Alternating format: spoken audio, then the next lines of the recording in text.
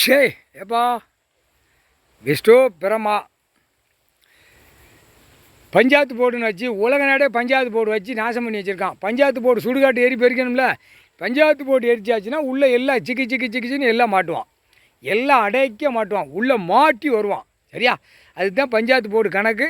உலக நாடு தாய்நாடு தமிழ்நாடு பஞ்சாயத்து போர்டு சுடுகாட்டு எரிப்பு 3 அம்மன் தான் எரிக்கணும்.